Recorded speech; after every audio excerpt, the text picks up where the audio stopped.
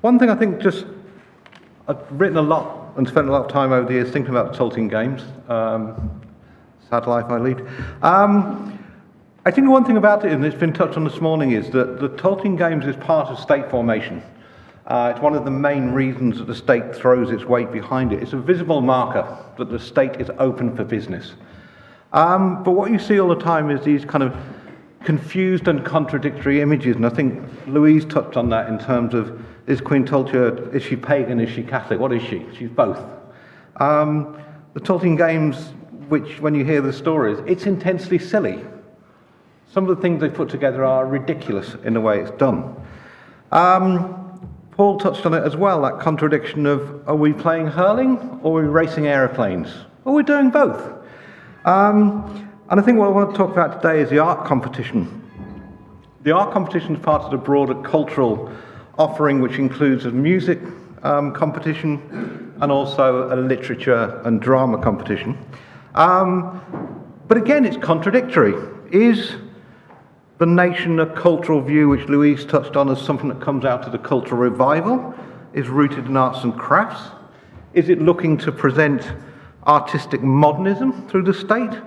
Or is it looking to that classic rural idealism?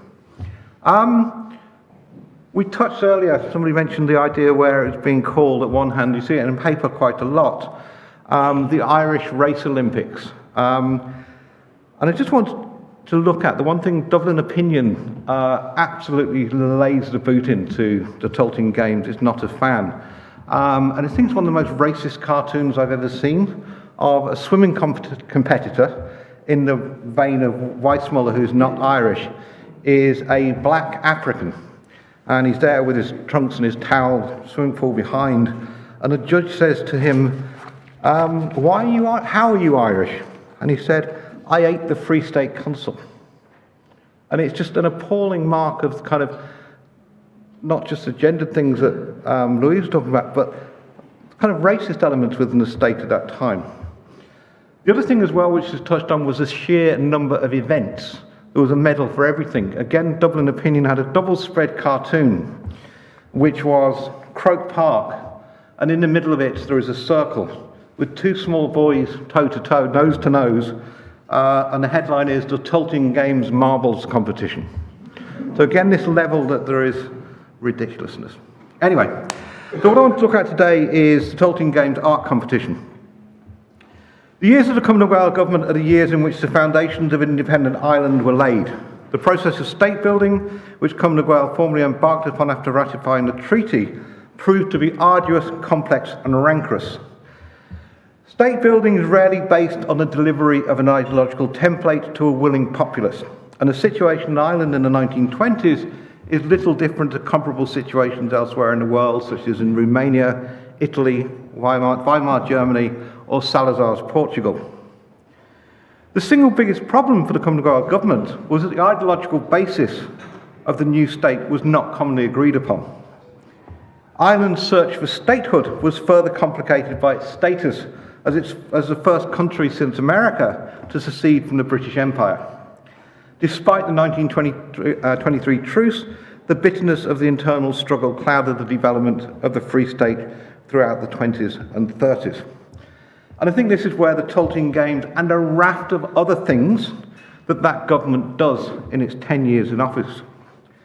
What it does is it lays down visual and symbolic markers to announce the creation of the new Irish Free State.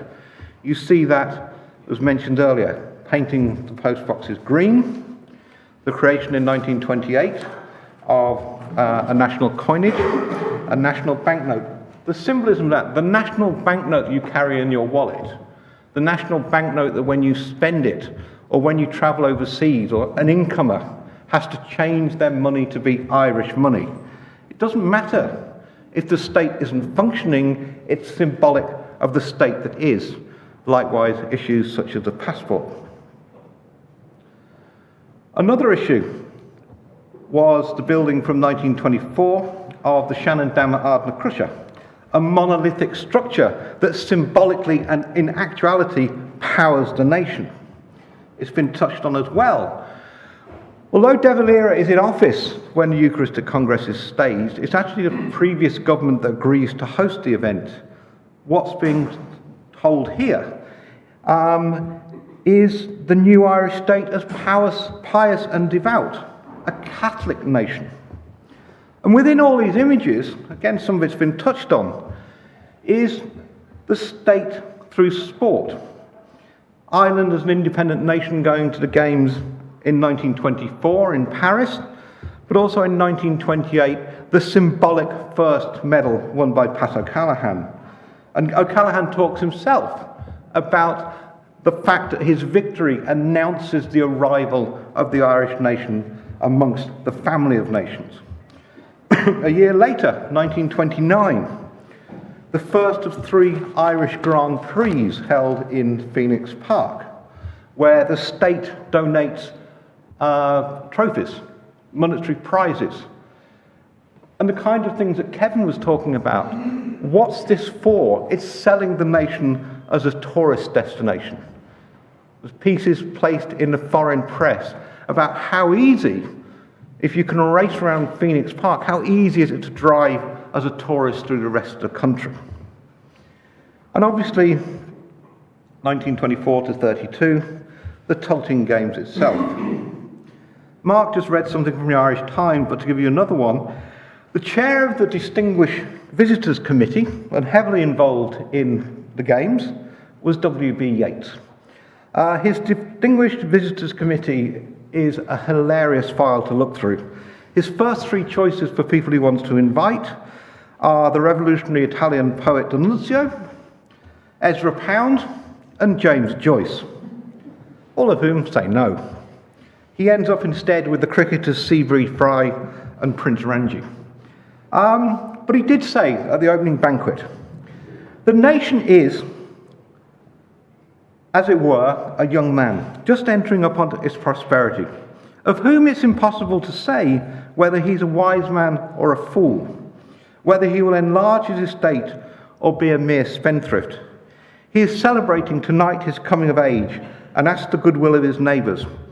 Out of a period of terror, strained hearts and tragic incident, we're reverting to normality. And I think this is the key point about the Games as a whole, is they're marking a point where the Civil War, it's still there, people are in prison, but it's now in the rear-view mirror. It's looming large, but it's behind. Something else is in front. So, the art competition.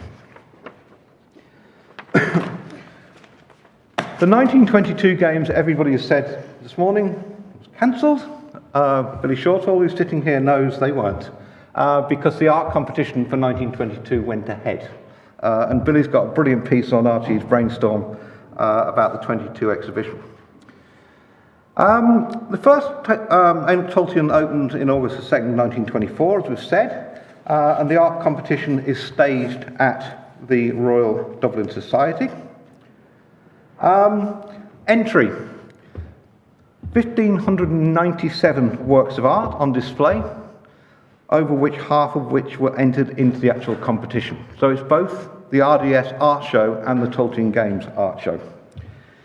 Whereas entrance to the sporting contests of the Tailteann Games are restricted to those of amateur status, no such rule was enforced in the art competition. As a result, many of the leading artists entered the competition. The arts competition organisers were represented by the Tailteann General Council by George Atkinson. The committee specifically charged with organising the art competition was chaired by Sir John O'Connell, with George Atkinson as Honorary Secretary and Dermot O'Brien as Honorary Treasurer. The 16-member committee overseeing the art competition included such luminaries as Thomas Bodkin, Jack Yates, Paul Henry and Oliver Shepherd, as well as representatives from the Royal Hibernian Academy, the Royal Dublin Society and the Arts and Crafts Society. Sir John Lavery is going to serve as the overall adjudicator. The very presence of so many members of the Royal Hibernian Academy and other established bodies raises fundamental questions about the collective vision for the art exhibition. Was it to be a collection of tried and tested, or would the organisers use the vehicle of the Tailteann Games and the accompanying publicity to challenge conceptions of what Irish art was and present a singular view, a visual imprint of what the nation might be. In April 1924, just 4 months before the Tailteann Games began, Russell criticised the Academy's annual exhibition as being less than ever representative of national art. And this is my debate, really, that you have this competition which is visually putting on display Ireland through art, and yet there's no agreed imprint as to what that means. So we have this very diverse range of competition. In all, there are 32 categories for art: painting, drawing, pottery, jewellery, stained glass, needlepoint, lace, and even 2 categories for, quote, costume figured toys. Very competitive. The Tailteann Trophy was for the best overall artist was awarded to Sean Keating for his painting Homage to Hugh Lane. All competitors who were successful in the different categories were awarded medals that had been designed, as has been mentioned before, by Oliver Shepherd. So again, we have Queen Tailté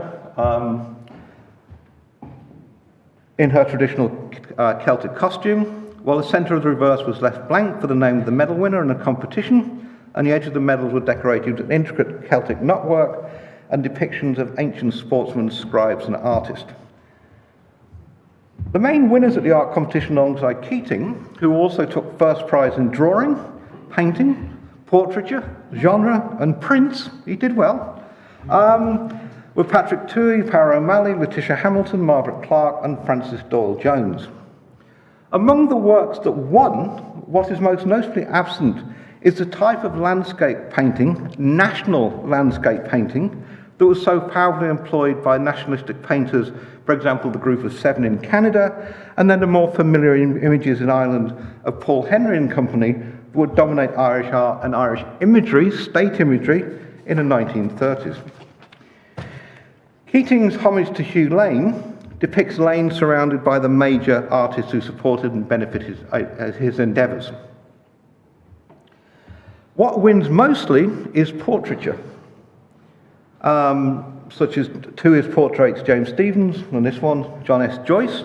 These are Irish subjects, whereas others, particularly Toohey's Senorita, Margaret Clark's Nude and Juliana, or in sculpture Francis Doyle's The Siren, and Joseph Higgins' Madonna and Child, are generic forms of art. The major review of the competition was written by George Russell under the pseudonym Y.O. and appeared in the Irish Statesman. It was less than favourable as to the value of the endeavour. Russell felt that the pictures on display were not representative of Irish genius. He bemoaned the absence of work of many such leading figures such as Lavery, McAvoy and Henry, and also questioned the decision to exclude dead artists from the exhibition. While applauding the work of Toohey and Keating, he noticed that the latter's works were on display in abundance. Russell was also disappointed that the work they submitted had been displayed elsewhere on previous occasions and that neither artist had contributed anything fresh to the exhibition. He singled out the work of Harry Clark as being the best on display, especially in its use of, quote, colour, which is the best thing about them, and which his uses was genius. It was through the influence of Clark that the reviewer understood all the other artists on display. Clark's inspiration, he stated, quote, is obvious in many pictures and drawings on the wall. Strangely, according to the reviewer, the only artist that appeared to be free of Harry Clark's influence was his wife, Margaret. Overall, the reviewer concluded that the visitor, and given a lot of the press conference about the sports events, the major sort of motorsports in Phoenix Park, etc., really pushed home the idea that you can't miss this. This is the biggest thing in Ireland since the end of the war. No, the art is good, quote, for just a pleasant hour or maybe two. He concluded his review by saying, sadly, there were many paintings included in the competition, quote, that have no reason for existence. Fairly damning. Or at least no reason for exhibition, they should have stayed at home. The Irish Times acknowledged the value of the exhibition because, in their view, it allowed art to be viewed, quote, by many country folk to whom, in the ordinary course, art is a very vague thing, somewhat condemning. So what I want to argue is that what comes to dominate the exhibition in many ways is the arts and crafts movement. The work of people from Cooler Press, Doneema Guild, Cooler Industries, the Arts and Crafts Society of Ireland. This is the work that speaks to a national project.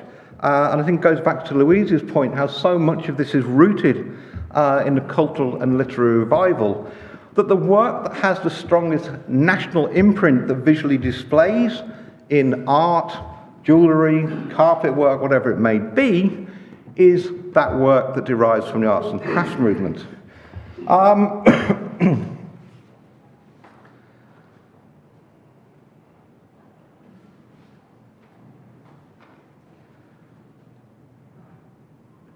As I say, Harry Clarke did win the majority of prizes. He also took the gold medal in stained glass for his St Agnes's Eve, the silver for a set of 19 drawings of stained glass designed for Balbriggan Catholic Church, silver in the decorative painting schemes of decoration section, which he won with his designs for the side chapel of St Mary's in Haddington Road, and for his decorative drawings for reproduction in colour and black and white. And what you see around Clarke is a whole group of people who are known to him, people from within the arts and crafts movement, who produce similar award-winning work. Other major winners, you can include Gertrude Grew in the pottery category, although she's better known for her decorative embroidery work. An influential figure in the arts and crafts movement in Ireland, Grew opened Clunas Studios the year after the Tailteann exhibition. Her victory in the pottery category has to be placed in context. Apart from E.A. Johnson, an experimental potter, Grew was the only other competitor. The victor in the hand-tufted carpet, handmade tapestry and coloured embroidery sections was Evelyn Gleeson, a central figure in the arts and crafts movement and founder of Doneema. So what I'm trying to explain to you is that the whole group of people, including Kathleen Bridle, here Evelyn Gleeson, is that the arts and crafts movement is front and centre in the production of a visual imagery for the competition. What is absent, which the press comment on time and time again, are those classic works of Paul Henry, Charles Lamb, Sir John Lavery and others. That what is missing, if you like, is the landscape of Ireland. And this is really kind of a central argument that neither the Commonwealth government of the 1920s or those artists who entered the Tailteann Games art competition in 1924 managed to foster a national style, apart from the arts and crafts movement, which in many ways is beginning to wane at this point in the 1920s. The visual imagery, landscape, would emerge most clearly in the 1930s when a landscape painting of Henry, Lamb and others was co-opted by the Fianna Fáil government and other entities such as railway companies that began to define Ireland visually, certainly overseas. In the early 20s, the Free State was still struggling to understand what it might be and was more concerned with reaching consensus among political factions and rebuilding the country, rather than, with the opportunity of the Tailteann Games, artistically and visually defining it.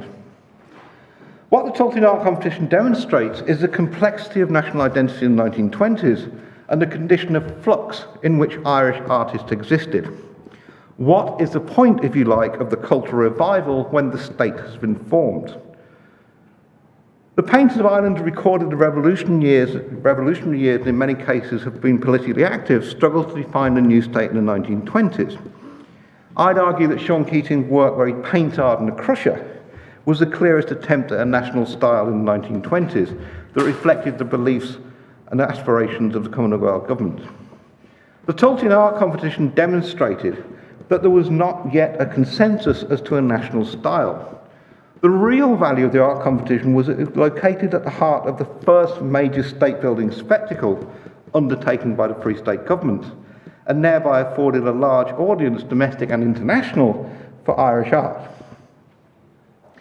That the 1924 competition failed to define a national style should not diminish our appreciation of the endeavour. It merely demonstrates that states, their identity and their visual and artistic imagining cannot be delivered in their entirety overnight. I think that's one thing I always reflect on the Tailteann Games, is just the timelines. This is a major event that takes place 12 months after the end of the Civil War, which is a remarkable achievement. Anyway, in conclusion, I offer this image. Not a Tailteann medal, but an Olympic one. Won by Jack Yates a month before in July 1924, and the man who became Ireland's first Olympic medalist. Yates, as I've explained here, did not commit any entries to the Tailteann Games, but did enter in Paris and won. The most important artist of the period, the man who did so much to visually define an identity for the Irish state in many ways, is remembered this centenary year for his Olympic victory, a fact heralded by a front page of the Irish Times a couple of weeks ago. The Tailteann Games were a huge and very important marker for the Irish state to lay down and successfully deliver a year after the ending of the Civil War. In art, however, it was a mischance. A bloated, multi-category event that lacked key practitioners marked a high point of cultural revival era arts and crafts before Paul Henry would come to dominate the Irish visual landscape.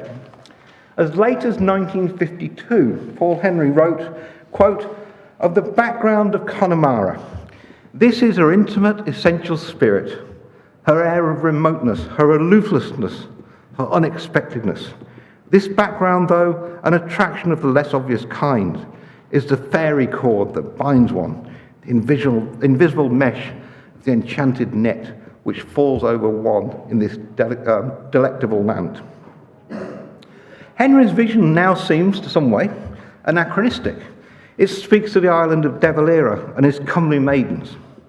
Much of the Tailteann work fell into similar stereotypes of imagined Irishness, and it is for that reason I suggest that Yates's Olympic win with his impressionist-style Liffey swim will live longer in the memory than the 1,500 artist entries for the Tailteann Games. Thank you.